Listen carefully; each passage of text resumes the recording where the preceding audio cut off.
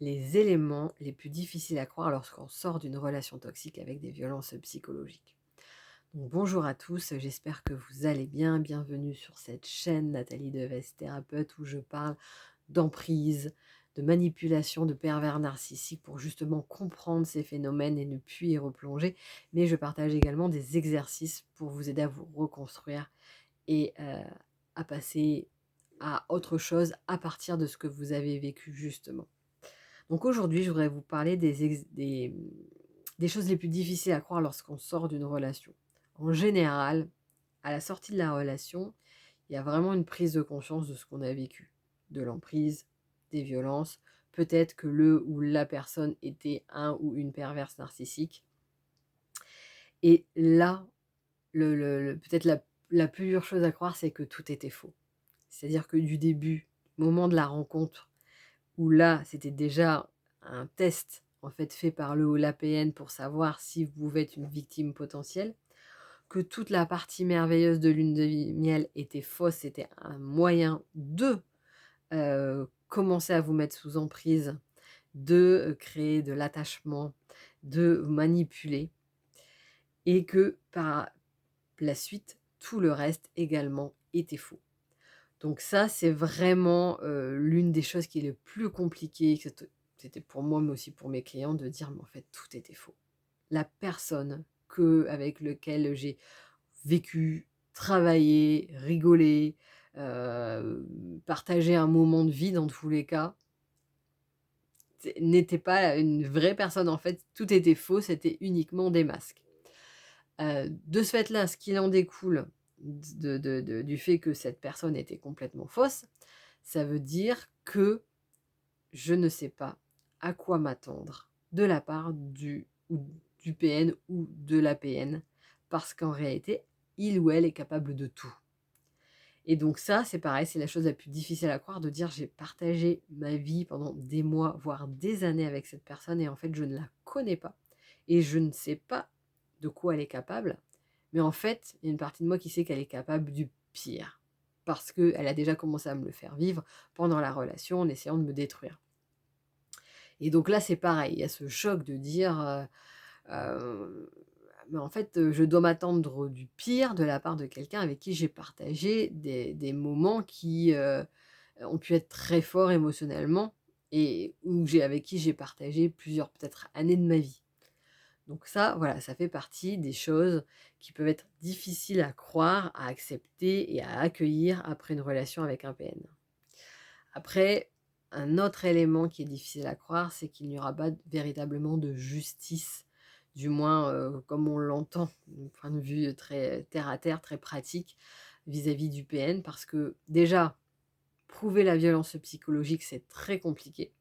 Qui plus est, bah, quand on est dans cette relation, on est dans l'emprise, donc on ne pense pas avoir des enregistrements audio ou vidéo ou à prendre des témoignages ou quoi que ce soit. Donc on se retrouve, quand on a la prise de conscience, il est souvent déjà trop tard. Mais en plus, même, et ça je l'ai connu, chez des personnes qui ont réussi avant de partir à avoir des vidéos, des audios, des écrits où le ou la PN admettait qu'il y avait des violences. Donc ça, c'est déjà extrêmement rare qu'il admette ce qu'il a fait.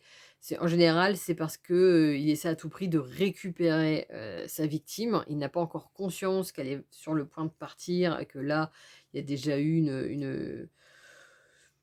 un éloignement, pardon. Et donc dans ce cadre-là, il va, essayer de présenter des excuses, par exemple, ou d'admettre à petits mots. Il va dire: «Oui, effectivement, qu'il a pu être violent». Il va pas donner de détails, bien évidemment. Et bien même avec des preuves comme ça, même en portant plainte, alors ça reste quand même une bonne chose, hein, c'est comme je le donne dans mon accompagnement pour quitter son conjoint pervers narcissique dans les meilleures conditions. J'en parle d'aller quand même à la gendarmerie, je donne toutes les raisons qui sont efficaces, même si derrière, il est fort probable que la justice ne suive pas et qu'il n'y ait donc pas de justice humaine. Alors après, comme je dis, moi je crois à une autre justice, qu'à un moment ou un autre, quand on est violent, méchant, manipulateur et qu'on prend plaisir à ça, il y a un retour de bâton à un moment ou un autre. Mais ça, c'est ma croyance personnelle. Donc ça, par contre, pour le coup, de manière très, basique, c'est extrêmement difficile à croire que, le ou la PN n'aura pas les conséquences de ce qu'elle nous a fait vivre, de cette emprise, de cette manipulation, de cette destruction de ce que nous étions à l'époque et que derrière tous les bâtons dans les roues qu'ils vont mettre après la séparation, c'est pareil, il y aura pas, de justice à ça. Donc ça, c'est vrai que c'est très compliqué. Il y a beaucoup de victimes qui passent par ce côté de dire: «Bah, attends, c'est nécessaire que la justice reconnaisse, qu'il soit puni pour que moi je me reconstruise». Heureusement avec le temps, surtout quand ils sont accompagnés parce que parfois je ne réponds pas. Après tout, je ne suis pas juge, donc ça peut changer les choses, mais je sais que la probabilité est extrêmement faible. Mais par contre, on continue d'avancer dans la reconstruction. Et avec le temps qui passe, parce que la justice étant extrêmement longue, les personnes peuvent, en continuant à se reconstruire, même s'il y a encore cette envie, hein, moi-même, de dire, «J'aimerais bien à un moment que la justice se rende compte de ce qu'il est et qu'il ait les conséquences de ses actes», finalement. Eh bien, la victime, en se reconstruisant, va être déçue, certes, mais elle va comprendre que ce n'est pas un élément essentiel à sa propre reconstruction, à son propre bien-être. Même si ça ferait du bien, mais comme pour tout. C'est-à-dire que si on pouvait dire que toutes les personnes violentes, sont, surveillées ou enfermées ou pénalisées, bon, bah, ça nous ferait du bien à tous et à toutes. Mais, aujourd'hui, on sait que ce n'est pas le cas. Et pour autant, ça n'empêche pas qu'on puisse se reconstruire, ça n'empêche pas qu'on puisse être heureux, ça n'empêche pas qu'on puisse être épanoui. Mais pour autant, ça fait partie des choses qu'il faut digérer, donc c'est partie des choses qui sont difficiles à croire lorsqu'on quitte, un ou une pervers narcissique.